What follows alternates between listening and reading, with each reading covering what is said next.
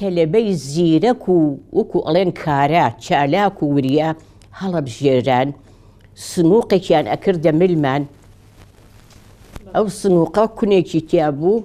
یەکی بیتاقەیەکی پچکۆلەی تیا بوو ئەو بیتاقانەمان ئەنووسان بەسەر سنی خەڵقەوە لە جەژنە ئەوانیش پارەیانە خستە ناو ئەو سنووقەوە بۆ کێ؟ بۆ ئەوانەی کە خزمەتی کورد و کوردستانەکەن بۆ پێشمەرگە ئەو ئینجا لێرە ڕەفیقێکم هەبوو لە گەڵما لە چواری سەرەتاییەوە ناوی نەسرین خان بوو وتی وەرە با بچین بۆ ماڵی حەبسەخان وتی ئەوە پووری منە ئەمە خەڵق هیوایە فلسێکی تێخە لەم سنووقە هیوایە ڕوبئێکی تێخە با بچینە ماڵی حەبسەخان پارەیەکی زۆرە خاتە ناو سنووقەکەەوە بۆمان ئەوتم باشە وەڵا چوین بۆ ماڵی حەبسەخانی نەقیب خانووی حەبسەخانی نەقیب بەرامبەر مزگەوتی گەورە خۆ ئەزانی ئێستا شوێنەکەی کراوە بە بازاڕی لەنگە ئەمە هەرچەنگە وەسیەتەکەی خۆیان جێبەجێ نەکرد چونکە حەبسەخان کە مرد وتی ئەم خانووەم بکرێ بە قوتابخانەیەک بۆ ئەوەی ژنە کوردی تیا فێری خوێنەواری بکرێنە خوێنەوارەکان لێرە بکەن وەڵا چوونە ژوورەوە بە ماڵی حەبسەخان دانیشتی بوو لەسەر دۆشک ئەو وەختە قەنەفەشت نەبوو دۆشک داخرا بوو ماڵێکی گەورە پاڵەیا بوو بە دیوارەوە کە چوین نەسرین خانی خزمی منی پێناسان وتی ئەمە تەلەبەیە لەگەڵمایە لە سەرەتاییە ئەم سنووقەیان کردوتە ملیان و پارەی تیەخەن بۆ لێ قەوماوانی کورد هاتوون بۆ لای تۆ وەڵا حەبسەخان دەستی بەسەر شیان و ملمان ناهێنا ئەمە یەکەم یادەوەریمە لەگەڵ حەبسەخانە دەستی بەسەر شیان و وەریمان ناهێنا و خواردنێکی باشیشی یاینێ پارەیەکی چاکیشی بۆ خستینە ناو سنووقەکەوە وەسیەتیشی کرد لە لای ئێمە وەسیەتی کرد ئەمە وەسیەت بێلاتان هەج وەختێ من مردم ئەم خانووەم بکرێ بە قوتابخانەیە ژنە کوردە نەخوێنەوارەکانی تیا فێری خوێنەواری بکرێ خانووەکەی خۆی ئەوەی کە ئێمەی تیا دانیشت بووین وەلەو کە مرد وەسیەتەکەیان جێبەجێ نەکرد کە سوکاری ئێستا کردووانەوە بازاڕی لەنگە لە تەنیشت خۆیەوە قوتابخانەیەکی کە هەبوو خانوویەکی کە هەبوو ئەو خانووەی کڕی کردی بە قوتابخانەی فێرکردنی نەخوێنەواری بۆ ژنان خۆشی بوو بە قوتابی لەو هێنەوە لەو قوتابخانەیە خۆشی نەخوێنەوار بوو لەویا خۆشی فێری خوێنەواری بوو ژنە کوردیشی فێری خوێنەواری کرد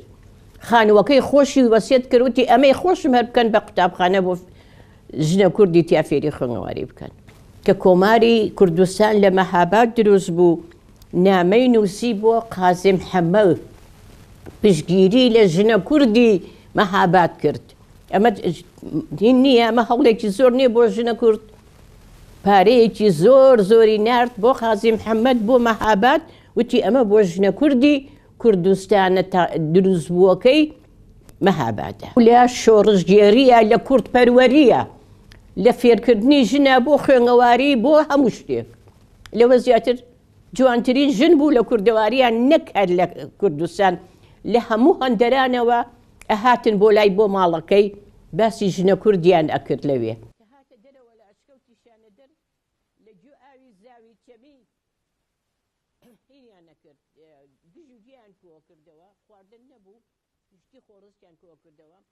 ڕۆژێک مستێ گەرمی خۆڕستی کۆ کرد بۆوانێ ڕژایە قەراق ئاوەکە هەموو ڕۆژێ سەیری شوێنەیە کرد مەشای کرد ئەو مستە گەرمە ڕوا هەر دەنگێکی ئەمەڵە هەڵە گەرمی گرت کوڕەوت ماڵتان ئاوا بێ بۆ لە گژویا لە دەست کۆکەنەوە وەرن با بتێنین کەواتە میلەت قەرزاری ژنە کووردە کە میلەتی گواستەوە لە شوێنی کۆکردنەوەی شتومە گژوگیاوە بۆ دەوری زراعەت و چاندن ئێستا لە ڕۆژئاوا لە کۆبانێ ئارین میرخان خۆی نەکرد بە فیدایی بۆ ڕزگاری کۆبانێ ئەی ئاڤێستا خاپوور لە عەفرین خۆی نەکرد بە قوربانی بۆ ڕزگاری عەفرین ئەی ئەوانەمان هەیە ئەی چۆن ئەی زەکی ئاڵکانمان نییە خۆی کرد بە مەشخەڵی نەورۆز چوو ئاگری کردەوە کە نەیانە هێز لە تورکیا ئاگر بکەنەوە هەزاران ژنە کوردی وامان هەیە درێژە پێدەری ئەو خەباتەیە و 100 ئەوەنگە زیاتر چونکە ئەمان ئێستا خۆیان ئەبەخشن گیانی خۆیان ئەبەخشن چەند هەزار ژن مانگرتنی خواردنان ئەوە لەیلا گۆڤن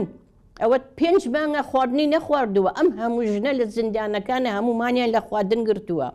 هەموو خەبا دەکەن باوکم چەند ژنیکە چالاکی تاکە کەسیان